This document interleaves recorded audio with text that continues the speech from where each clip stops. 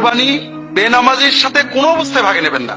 বেনামাজি কুরবানি দেয়, এর নমুনা হলো ন্যাংটো লোক পাগড়ি পরে, কোনো পার্থক্য নেই।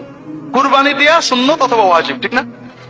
আর নামাজ পড়া ফরজ। কুরবানি আজীবন না দিলে কুফরি হবে, কোনো হাদিসে নেই। কিন্তু নামাজ একক তো নষ্ট করলে কাফের হবে, এরকম অনেক হাদিস আছে। অন্তত নামাজের গুরুত্ব অস্বীকার করলে যে কাফের হবে, এটা ইজমাই মাসালা, সবাই একমত।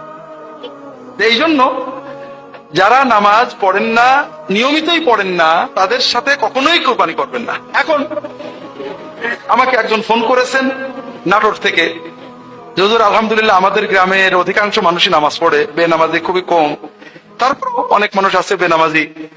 এখন আমরা যদি বলি যে বেনামাজির সাথে কোরবানি করবো না, তারা ওলা বলে তাহলে হুজুর আমরা বেনামাজি কিছু কোরবানি করি। কারণ এখন যদি আমরা নামাজ শুরু করি, তখন লোকেরা বলবে কোরবানির আশায় নামাজ পড়ছে। তাই বললাম না, সুদ করে তওবা চেক করতে হয়। সুদ বলে আমি তবে আর সুদ খাবো না, 1 বছর দেখতে হয় যে আসলে সুদ বন্ধ করেছে কিনা। তা নাহলে তার বাড়ি খাওয়া যাবে না, তার সাথে কোরবানির ভাগ নেওয়া যাবে না, তার সাথে লেনদেন চলবে না। কিন্তু বেনামাজি তা না, বেনামাজি আজকে তওবা করেছে, নামাজ শুরু করেছে, আলহামদুলিল্লাহ, তার তো অন্য অপরাধ নেই। এই জন্য বেনামাজি তওবা করে নামাজ ধরে তার সাথে কোরবানি করবেন।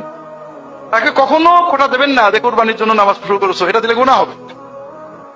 বেনামাজিদেরকে আলাদা কমিউনিটি বানানো আমাদের উদ্দেশ্য না, বেনামাজিদেরকে নামাজমুখী বানানো আমাদের উদ্দেশ্য।